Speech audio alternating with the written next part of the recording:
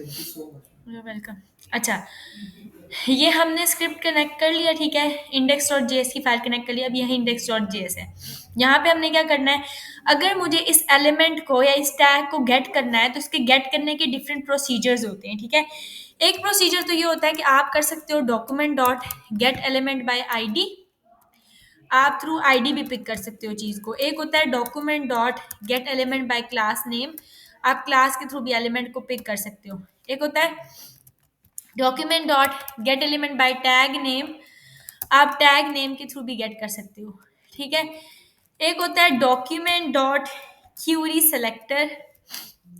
ये आपका Curie selector का मतलब होता है क्लास ही, ठीक है। क्लास के थ्रू भी पिक कर सकते हो, ये क्लास ही है आपकी क्यूरी सेलेक्टर एक्चुअली। और फिर होता है क्यूरी सेलेक्टर ऑल, यानी सारी क्लासेस आप इसके थ्रू भी पिक कर सकते हो, ठीक है। अब इन सब में बात ये आती है कि आईडी, क्लास, टैग नेम, ठीक है, query selector, query select all, इन सब के थ्रू आप क्या कर सकते हो, अपने एलिमेंट को पिक कर सकते हो, ठीक है।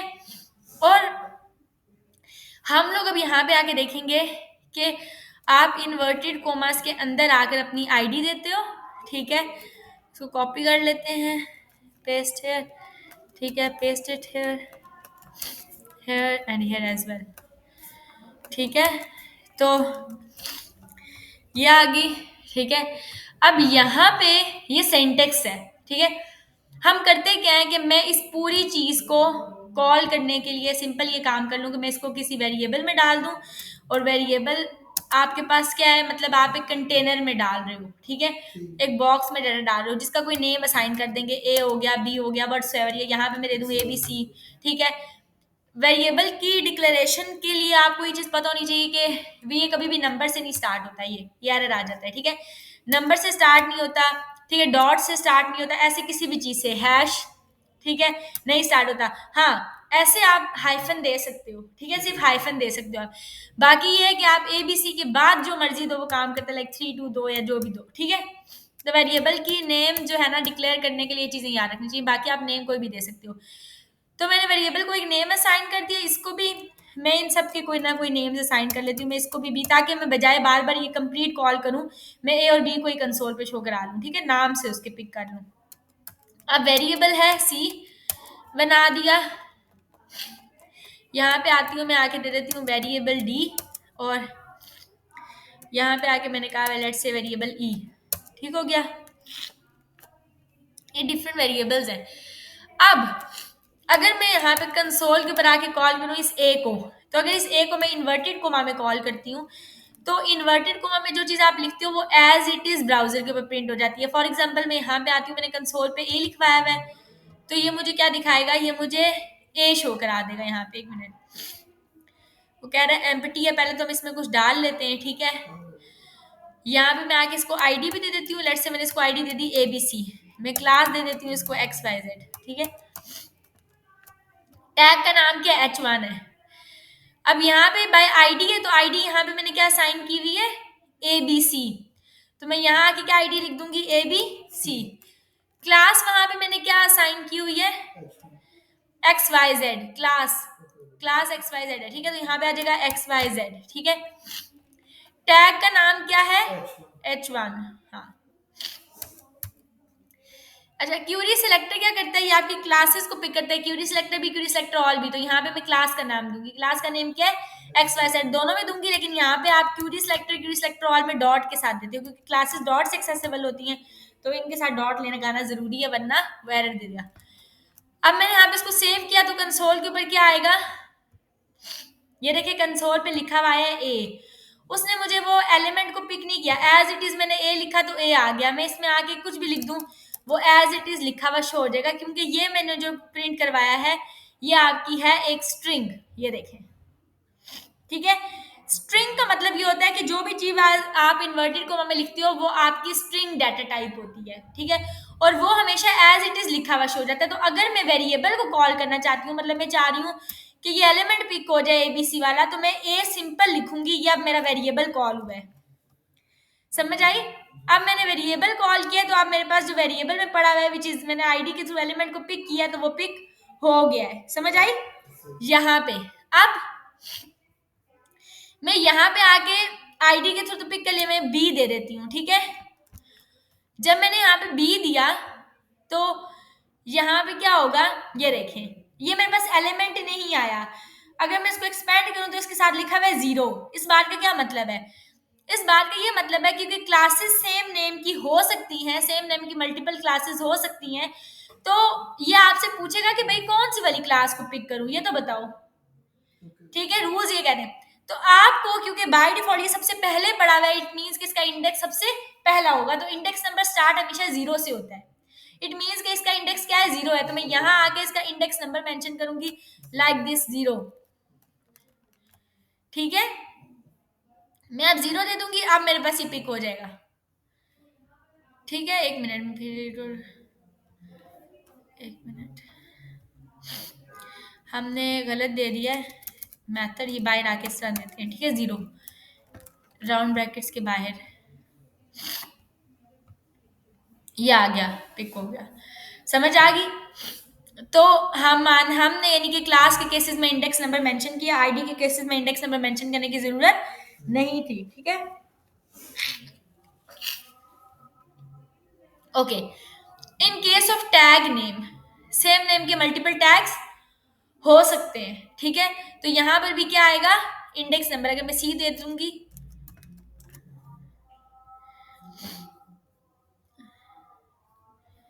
सी, ठीक है, तो सी में भी वो यूं ही कर रहा है, तो आपको इंडेक्स नंबर देना पड़ेगा। एक ही H1 पड़ा हुआ है, सबसे टॉप पे है, तो 0 इंडेक्स। अगर मेरे पास यहाँ पे 2 H1 पड़े होते तो ये 0 इंडेक्स पे होता, सेकंड वाला 1 इंडेक्स पे, ठीक है।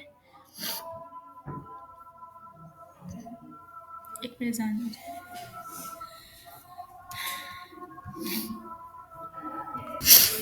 ठीक हो गया। तो अब हम लोगों ने ये देखा कि जब हमने सी को पिक किया है तो टैग के थ्रू पिक किया, तो टैग के केसेस में भी इंडेक्स नंबर देना कंपलसरी है। मींस कि आईडी क्योंकि यूनिक होती है तो उसके लिए इंडेक्स नंबर नहीं मेंशन करेंगे, बट क्लासेस के थ्रू अगर हम एलिमेंट को पिक करें तो इंडेक्स नंबर देंगे, क्योंकि क्लासेस सेम नेम की हो सकती हैं। अगर हम टैग के थ्रू भी किसी चीज को पिक करें एलिमेंट को, तब भी हम क्या देंगे, इंडेक्स नंबर देंगे, ठीक है। अच्छा, क्यूरी सेलेक्टर पे आ जाते हैं, which is on D, D पे पड़ा हुआ है, तो मैं डी को आके कॉपी कर लेती हूँ यहाँ पे आके। अब ये देखें, मैंने आपको कहा कि डी जो है, क्यूरी सिलेक्टर जो है वो हमारी क्लास है, ठीक है। तो वो ये क्लास को पिक करेगा, तो क्लासेस तो सेम नेम की हो सकती हैं मल्टीपल, लेकिन यहाँ पे इंडेक्स नंबर मेंशन करना नहीं पड़ा, मुझे आउटपुट आ रही है, ठीक है। तो क्या वजह है, ये मुझे क्यों आ रही है, इसलिए आ रही है क्योंकि जो क्यूरी सेलेक्टर होता है वो बाय डिफॉल्ट आपकी पहली क्लास को पिक करता है, जो कि 0 इंडेक्स वाली होती है। तो इन शॉर्ट के ये आपकी फर्स्ट क्लास को पिक करेगा, तो यहाँ इंडेक्स नंबर मेंशन करना नहीं जरूरी।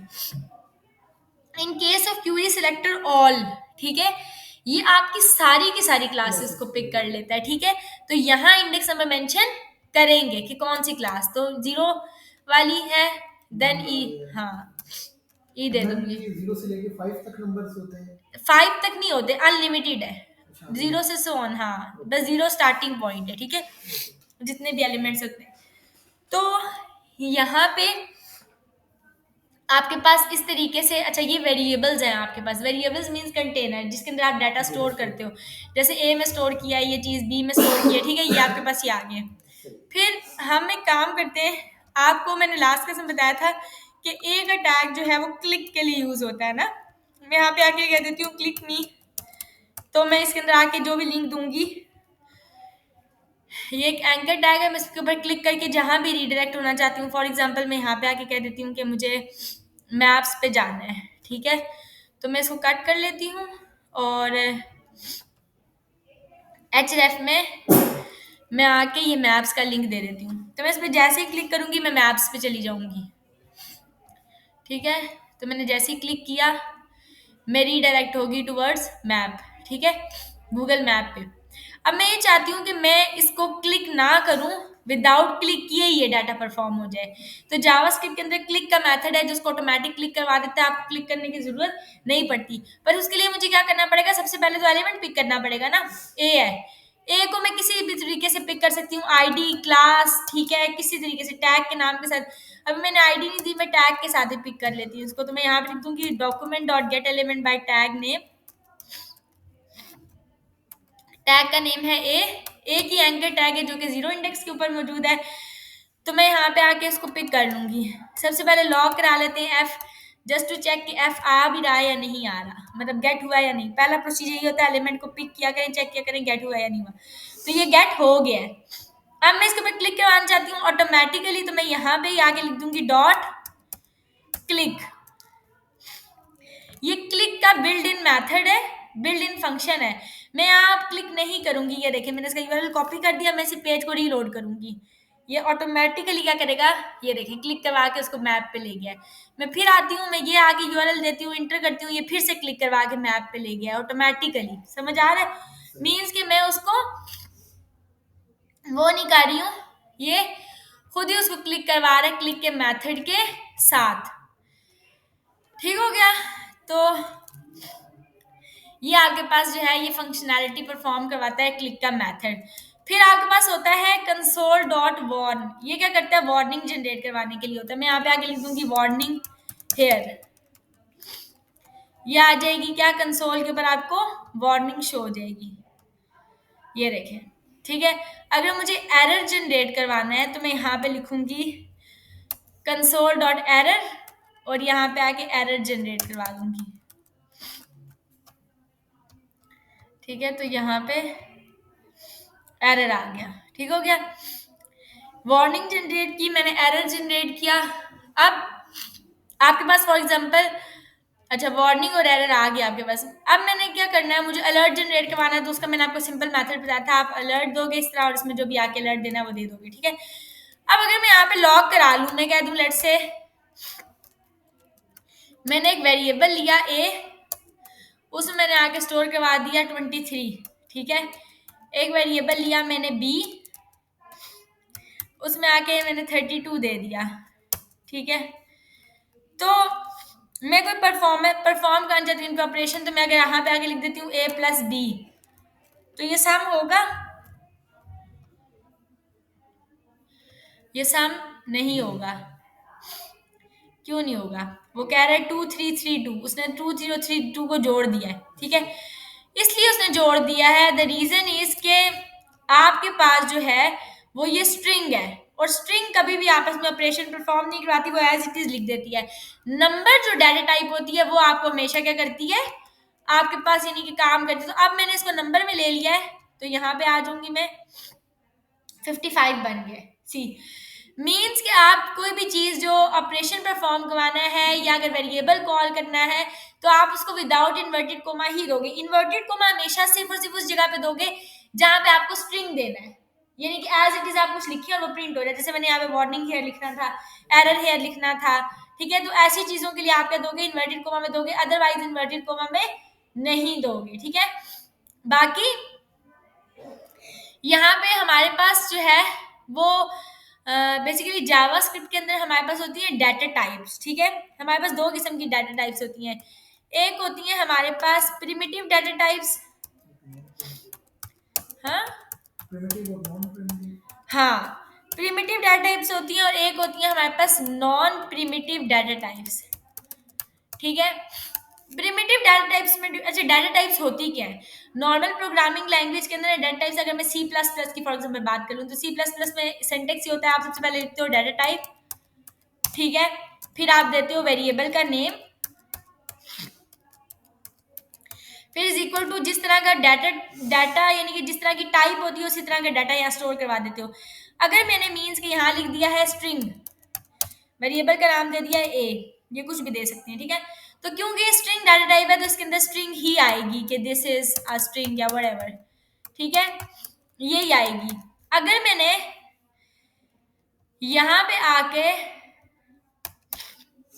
दे दिया है let's say data type int, तो int means integer data type, तो इंटीजर डाटा टाइप में हमेशा नंबर ही आएंगे। ठीक है, इसी तरह अगर आपने कह दिया कि कैरेक्टर डाटा टाइप, ठीक है, तो हाँ इसमें से वो सिर्फ कैरेक्टर ही आएगा। ठीक है, फिर अगर आपने आगे कह दिया इसी तरह कि फ्लोट डाटा टाइप है, ठीक है, तो इसमें वैल्यू पॉइंट्स में आएंगी जैसे कि डेसिमल वैल्यूज होती हैं। ठीक है, फिर आपके पास डेसिमल होता है, लॉन्ग डेसिमल होता है, वो डिफरेंट चल जाती है डाटा टाइप्स। लेकिन ये काम हमें जावास्क्रिप्ट में करने की जरूरत नहीं पड़ती। आप सिर्फ और सिर्फ डाटा टाइप की जगह लिखते हो वेरिएबल VAR कंटेनर, और किसी भी टाइप का डाटा इस वेरिएबल के अंदर स्टोर करवा सकते हो। तो you do not have to mention here the data type की किस किस्म की डाटा की टाइप है, ठीक है। तो प्रिमिटिव डाटा टाइप्स और नॉन प्रिमिटिव डाटा टाइप्स होती हैं जावास्क्रिप्ट के अंदर। प्रिमिटिव डाटा टाइप क्या है, जैसे कि हमारे पास बूलियन हो गया, ये प्रिमिटिव डाटा टाइप है, ट्रू फॉल्स, ठीक है। हमारे पास होती है नंबर की डाटा टाइप, हमारे पास होती है स्ट्रिंग की डाटा टाइप, ठीक है। हमारे पास होती है नल डाटा टाइप, हमारे पास होती है अनडिफाइंड डाटा टाइप, ठीक है। ये डिफरेंट डाटा टाइप्स होती हैं हमारे पास जो कि हमें मिलती हैं प्रिमिटिव डाटा टाइप्स के अंदर। नॉन प्रिमिटिव डाटा टाइप्स हमारे पास कौन सी होती हैं? नॉन प्रिमिटिव डाटा टाइप्स हमारे पास होती हैं जिनमें आ जाता है हमारे पास ऑब्जेक्ट्स, एरेज होगी, ये हमारी क्या है? नॉन प्रिमिटिव डाटा टाइप्स हैं, ठीक है। इनको हम डिटेल में स्टडी करेंगे क्या है नॉन प्रिमिटिव डाटा टाइप्स, ये हम लेटर ऑन चेक करेंगे। फिल वक्त के लिए हम बात करेंगे प्रिमिटिव डाटा टाइप्स के ऊपर कि प्रिमिटिव डाटा टाइप्स कौन सी हैं। तो प्रिमिटिव डाटा टाइप्स में जैसे सबसे पहले आ गया लेट्स से बूलियन। तो बूलियन होता है ट्रू या फॉल्स। मैं यहाँ आऊंगी, मैं यहाँ आके लिख दूंगी ट्रू, या आप इसी तरह लिख दो as it is inverted comma के बगैर, तो यहाँ पे ट्रू आ जाएगा लाइक दिस। आपने यहाँ पे आके लिख दिया फॉल्स, ये आपकी फॉल्स होगी। अब ये ट्रू फॉल्स कब रिटर्न कराता है? ये तो सिंपल है ना, ये आपको ट्रू फॉल्स रिटर्न कब कराएगा? फॉर एग्जांपल मैंने नंबर लिया हुआ था ए और नंबर लिया हुआ था बी, क्या ए और बी दोनों इक्वल है? नहीं है ना। तो अगर मैं लिख देती हूँ ए इक्वल इक्वल टू बी, यानी कि ए बी के इक्वल है, तो क्योंकि कंडीशन गलत हो गया तो ये आपको क्या रिटर्न करवा देगा? फॉल्स। ये देखिए, ठीक है। इसी तरह मैं अगर आगे यहाँ पे लिख देती हूँ ए नॉट इक्वल्स टू बी, तो ये कंडीशन क्या होगी? ये ट्रू होगी है, तो ये आपको क्या रिटर्न कराएगा? बुलियन ट्रू, ये ठीक है। तो बुलियन होता है ट्रू और फॉल्स, बुलियन डाटा टाइप होती है। फिर आपके पास होती है स्ट्रिंग डाटा टाइप, जो हम अभी कब से दे रहे हैं, यानी कि जो भी चीज मैंने आगे इसमें लिखी, स्ट्रिंग अपने अंदर किसी भी टाइप का डाटा होल्ड करती है, मतलब एट द रेट दें, जो मर्जी दें, स्पेशल कैरेक्टर दें, किसी भी टाइप का डाटा स्ट्रिंग के अंदर आप स्टोर करवा सकते हो, या आपके पास एज इट इज प्रिंट हो जाएगा। फिर होता है नंबर डाटा टाइप। तो नंबर मैंने अभी आपको ऊपर एग्जांपल दी थी कि अगर आप नंबर नहीं दोगे तो कोई भी ऑपरेशन परफॉर्म नहीं होगा, तो नंबर ही डाटा टाइप में नंबर ही देना है, नंबर के अलावा आप नहीं दोगे, ये इन्वर्टेड कोमा में नहीं दोगे, ये नंबर डाटा टाइप होती है आपके पास। देन हमने देखा boolean data type, number data type, string data type. Null हमारे पास होती है नल वैल्यू, नल हम खुद स्टोर करवाते हैं कि भाई नल है वैल्यू, ठीक है, यानी कि नल वैल्यू है, एम्प्टी वैल्यू है, ठीक है। अनडिफाइंड का मतलब होता है कि डिफाइन नहीं करना। अक्सर ऐसा होता है कि आप देखते हो कि जैसे आपने फॉर एग्जांपल कोई वैल्यू ही वो ही नहीं की हुई, ये रही अनडिफाइंड। अनडिफाइंड ऐसा होता है कि अक्सर आप देखते हैं फॉर्म पे जाते हैं और फॉर्म में इनपुट टाइप में कोई बंदा वैल्यू देता है, ये डायरेक्ट सबमिट कर देता है, तो वहां पे हम कह सकते हैं कि इफ वो जो भी टेक्स्ट बॉक्स है वो इक्वल इक्वल टू अनडिफाइंड है, मतलब डिफाइन ही नहीं किया यूजर ने, ठीक है। तो वहां पे डाटा टाइप्स यहाँ पे यूज हो सकती हैं।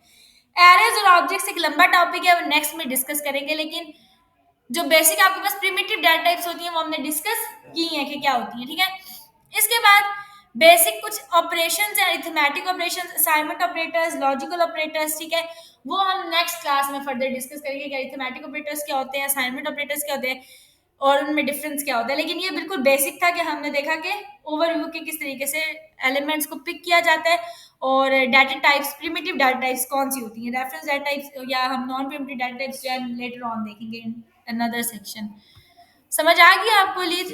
यहाँ तक समझ नहीं